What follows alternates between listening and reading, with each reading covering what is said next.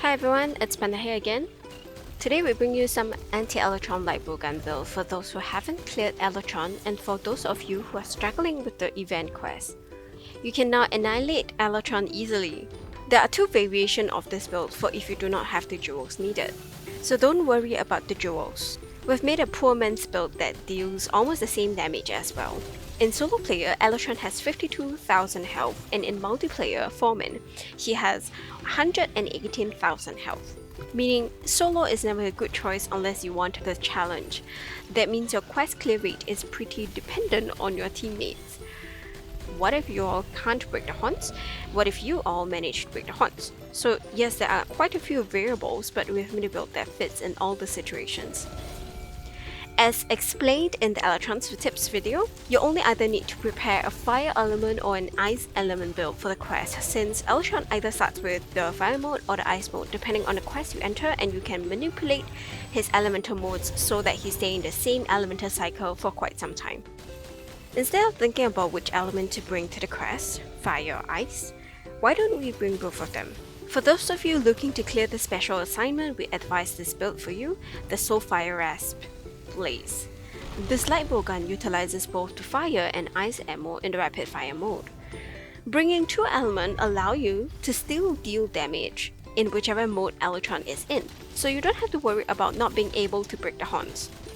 You can attack with ice ammo when Alatreon is in the fire mode. When Alatreon switches to dragon mode, shoot with fire ammo since all elements except dragon is 1-star element weakness on him. In this way we can save on the ammo that we use, since there is no way for you to go back to camp to restock unless you die. So ammo balancing is very important depending on which mode the dragon is in. Since you are wearing full Safi set, we will be needing that Health Boost 3 to survive and Resentment to deal lots of damage. Along with that, you've got Evade Window maxed out, which pretty much lets you roll through many of the attacks and rolls. Now let's look at the mod table of the Blaze light bowgun. Do take a quick note that as of now, Power Barrel no longer work with elemental ammo, although it used to. So if you're thinking of using that, don't. It doesn't deal any extra damage. From the mod table, you can go for 3 recoils for comfort and speed shooting, and 1 ranged up attack, since elemental ammo are ranged ammo and range mod increases their damage. Now moving on to the poor man's version of this build, as you can see, release vitality jewel is very rare.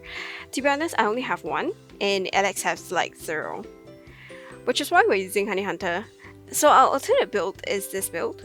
This poor man's build will lose 1 evade window and 1 resentment, but it still does the job quite well. If 2 people in the squad use this, then you might have a chance to even nerf the judgment on the 2nd level. For those of you who have already cleared the special assignment but struggles with the event quest, we advise you to first make Alatreon's light bowgun so that you can farm Alatreon with ease. If you've seen this light bowgun, you would have already known that this is the new elemental king of all light bowguns. This is a game breaker because it has like all 5 elements with rapid fire and less recoil. With this light bowgun, you can literally strip away Alatreon's elemental cap like it's nothing. This is a build with which you can solo as well. This does more damage than that of the Soulfire Blaze, even though on paper it seems like there is not much of a difference. But in the actual fight, the damage difference is significant as you use your elemental attacks multiple times instead of just one shot. In theory, you could do a solo run within 13 minutes even if you roll around most of the time. Now to the poor man's version of the same build. Similar to the Soulfire Lunastra light bowgun, this one loses 1 level in the evade window and resentment, which is still a good option if you don't have release vitality jewels. Now let's look at the mod table of Alatreon's light bowgun. We're gonna focus on flaming arrow and freeze ammo. So 1 recoil for super speed of flaming arrow and 1 reload for faster reloading of freeze ammo. They get balanced out this way. Then 2 ranged up attacks to increase damage of elemental ammo further. For augmentation on both light bowguns, we suggest 3 times elements and 1 time defense for nerfing Eschaton Judgment with a higher elemental damage dealt. Attack augmentation serve the same amount of damage, but it only deals the raw side of the damage instead of the elemental damage that is needed to nerf it.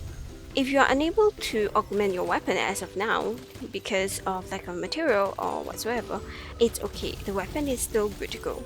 To deal the highest amount of damage, position yourself horizontally or diagonally to Alatreon and shoot at forearms, wings, and then hind legs, as elemental ammo are pierce type, so they will pass through one leg and hit the other leg as well.